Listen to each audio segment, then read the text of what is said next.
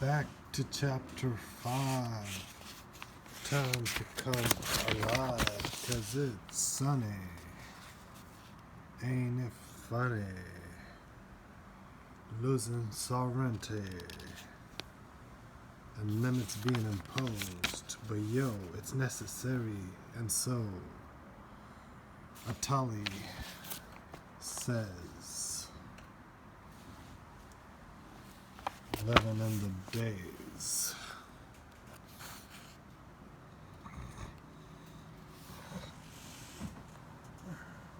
Okay, so we were talking about the changes in the world, and then we were turning towards America and then Europe.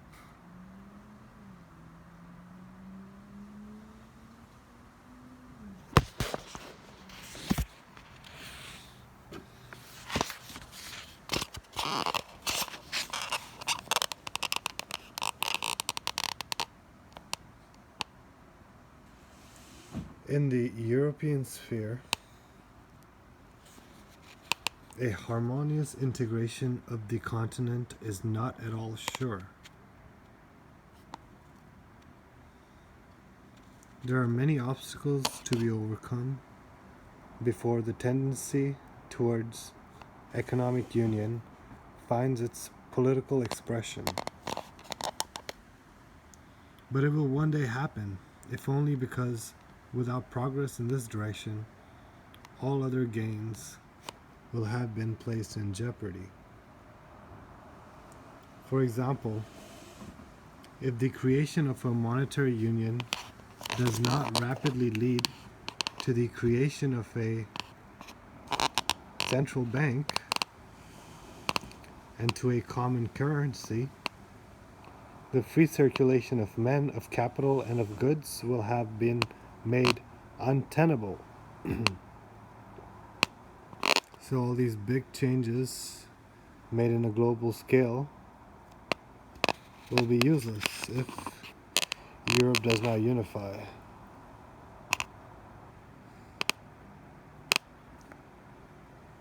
Moreover, if all European institutions are not democratized and their membership open to all countries in the region, then decisions that affect all the nations of Europe will become impossible for all to respect.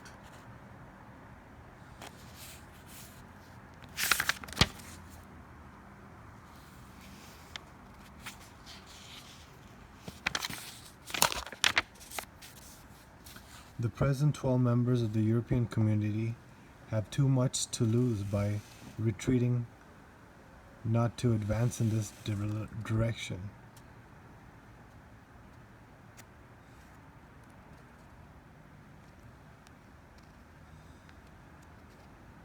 So, that's the big tragedy in this whole millennium, that some have too much to lose.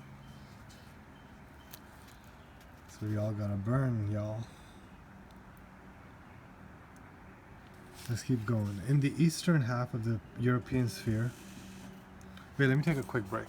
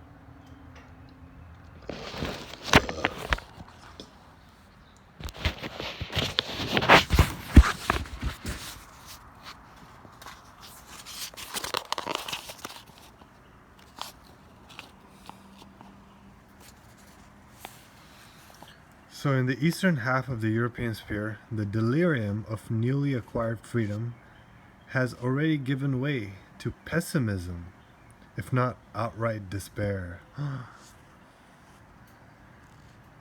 Economies are fragile, people impatient. Prosperity eludes them while bitterness deepens. The virus of totalitarianism is not fully expunged, and, as ever, it is harder to govern than it is to oppose. So yeah, revolution is easier than, you know, getting your shit together.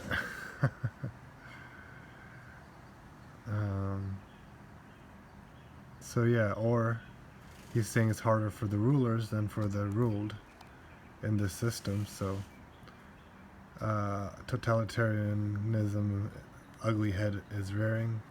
So the reappearance of authoritarian regimes cannot be excluded in 1990. Even the breakup of some nations can be expected. The rage to settle accounts will inflame passions that refuse to be stilled. Nevertheless, I believe that reason is likely to prevail and that Europeans will not make the same mistake 3 times in 1 century.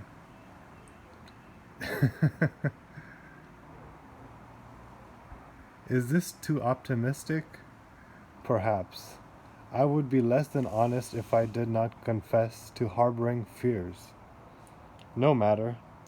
The dice have been rolled, and nothing and no one can pretend that they have not been played. If all goes smoothly in the 2 contending spheres, years of economic expansion lie ahead. Nomadic objects will underpin the hyper-industrialism of both spheres. They will fundamentally alter the relationships between people and their health, education, culture, and communication. They will transform the organization of work. They will fundamentally alter the relationships between people and their health, education, culture, and communication. These nomadic objects. They will transform the organization of work, transportation, leisure, the city, and the family. Wow, right? How true is that? So the hyper-industrialism is dependent on these nomadic objects, and they change all these things. They will also become the means to creation and destruction, of subversion and unification. Right? All the stuff in the last decade, using Facebook and Twitter for political change. That's all this. And all the new things happening in the world of technology is also creation and destruction, democracy and revolution. The winners of this new era will be creators, and it is to them that power and wealth will flow. I was just remembering a Coach Red Pill video where he talked about how he was talking about his daughter and how she's a silly little runaway girl like the rest of the females out here in the West. So he was just saying, oh man, she likes these kind of guys, you know, but my eyes are on this guy right here with this YouTube channel, and I can see based on his mindset and his qualities that he's gonna go far in life. But unfortunately, she wants these superficial type of guys that won't last, you know, with her. So he understood this concept right here, that the winners of this new era will be creators, and it is to them that the power and wealth will flow. The need to shape, to invent, to create will blur the border between production and consumption. This is kind of mysterious to me. You know, because YouTube is like you consume and you produce. So it's like, yeah, it's like a big hive mind almost. Creation will not be a form of consumption anymore, but will become work. Work that will be handsomely rewarded. Okay. That's another mystery to me. uh,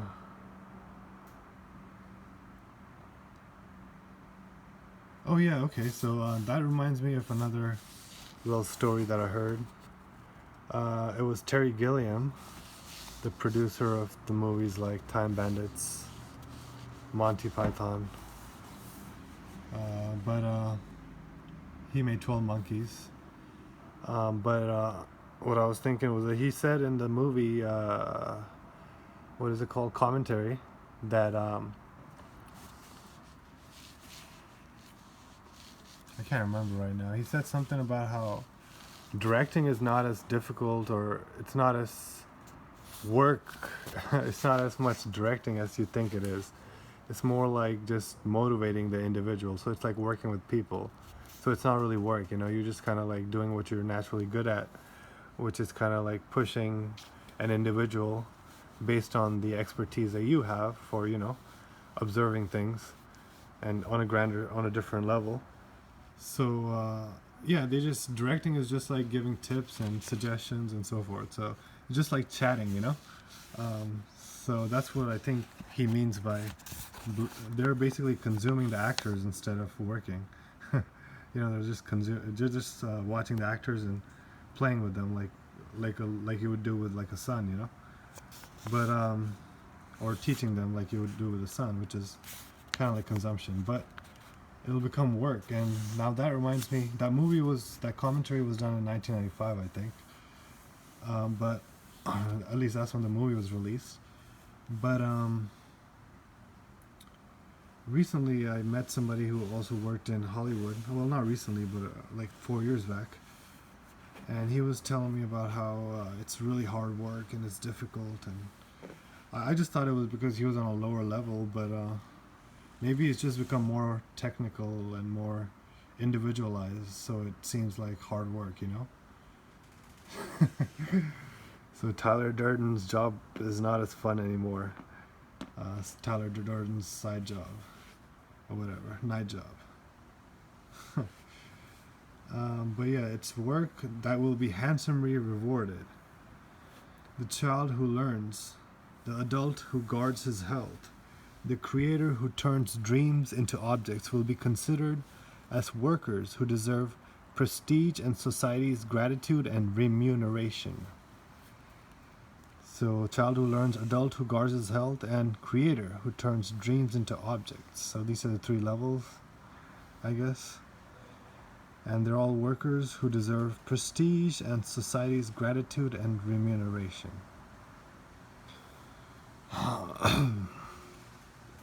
At the speed with which things change. Let me see how much more I want to read.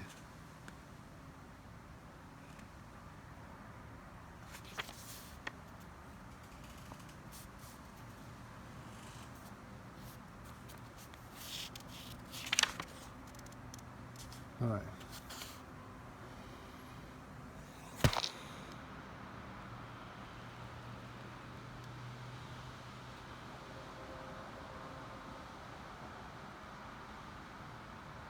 Crazy weather we're having here. It's like a mixture of kapha and vata. Windy as hell, cold, and cloudy, and moist, rainy, drizzly.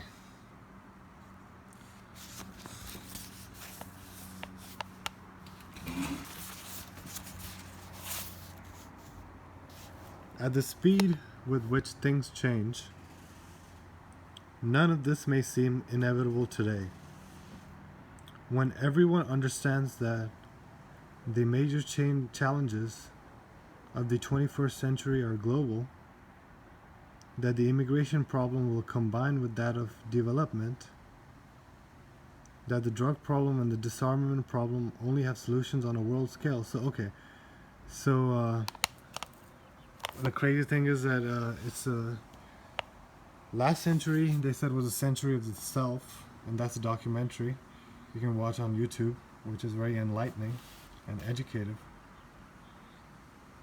and has a bird's eye view for y'all about the history of the last century. But this century is supposed to be the century of change, and that's what Obama's whole spiel was. And he was the president that brought us through the end of the world, right? 2012. So,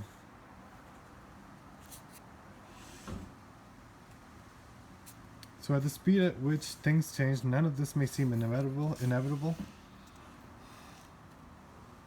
So the major challenges, when everyone understands the major challenges of the century are global, that the immigration problem will combine with that of development, that the drug problem and the disarmament problem will only have solutions on a world scale, that economic production that continues to grow in its present form threatens the survival of the human species,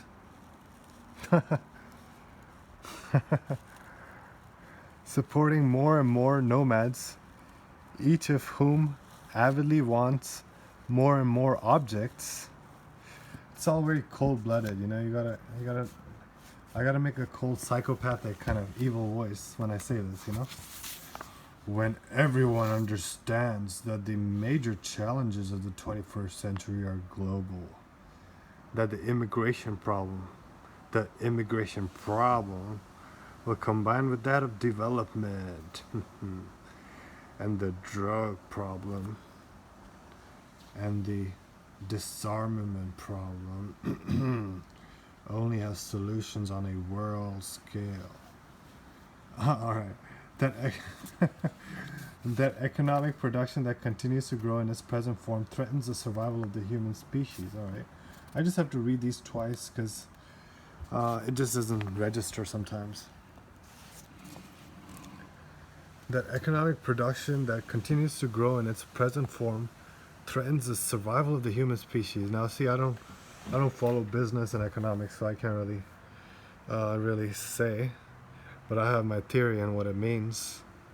That's why I got kind of carried away.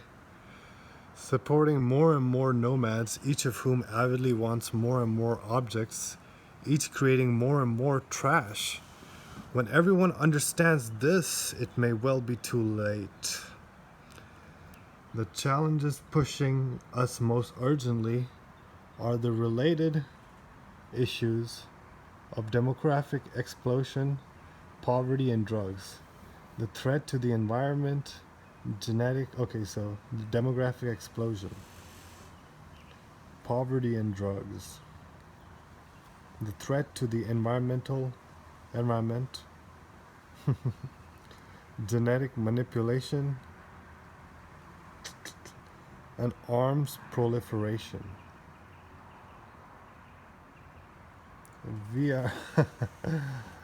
I've lost my gun rights for a few years, it seems.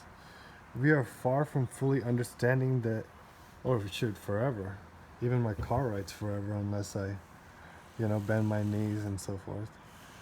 We are far from fully understanding the implications of these problems. Solving them will require leaders who are prepared to accept an unpopular abandonment. So we are far from understanding the implication of these problems, okay? Right? Because they're new problems they're kind of theoretical and kind of fundamental. Never been without them. But solving them, well, we never had such ambitions to change them in such a drastic way.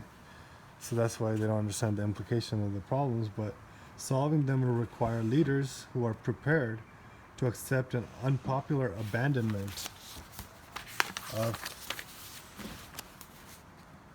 sovereignty.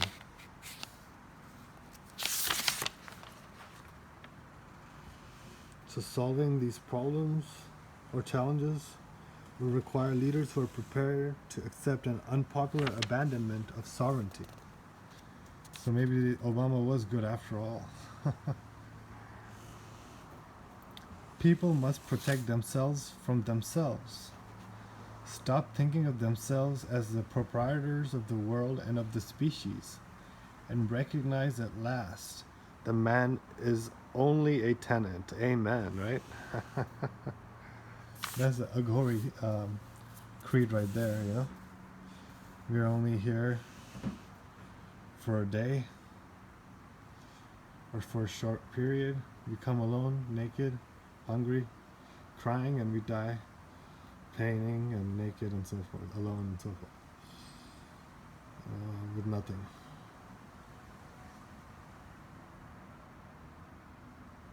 So notions of sanctuary and stewardship and the sacred must become the slogans that underpin a global program of survival. A global program of survival. So notions of sanctuary, stewardship, and sacred, okay, are the slogans. Program survival. Accomplishing this will require that we resist the perverse logic of the culture of choice. Now, Big Lebowski, Mr. L.K. has written of the grave peril that humanity risks when it abandons the sacred. Culture, when it loses its sacred sense, loses all sense.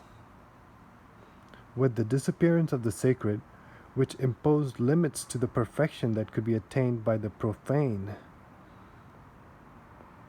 which imposed limits to the perfection that could be attained by the profane, arises one of the most dangerous illusions of our civilization.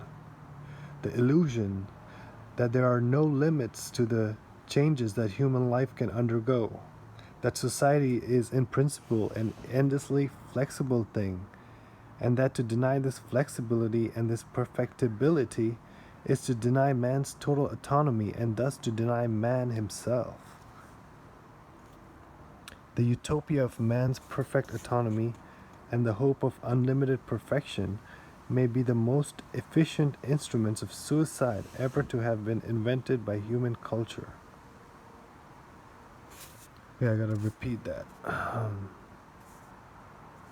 So yeah, some people think that we can do anything. We can live on the moon and like Jefferson's and aliens. So, but to deny the flexibility, so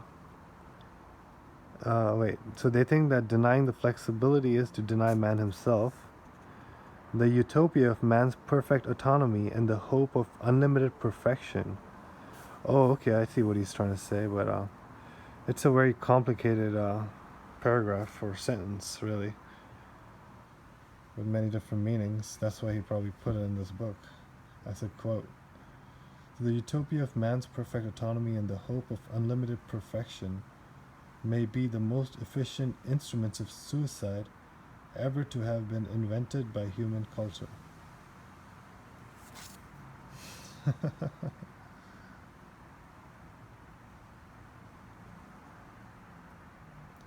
Well, I don't like the culture. Maybe it should kill itself. To reject the sacred is to reject our own limits. So on a personal level, it's true, but he's trying to make it on a societal level and say it's true with two different ideas joined together. So I don't trust it. I'll have to come back to this paragraph in the next video. So to reject the sacred is to reject our own limits, reject the idea of evil and the problems of the millennial man. So yeah, that's very true that people nowadays have rejected the idea of evil and they have rejected the sacred and they are testing each other's and their own limits continuously without any consideration for the consequences or realization of the gravity of the consequences, right? So there's something in this, but I think I'm spent. So I'll come back next time. Later.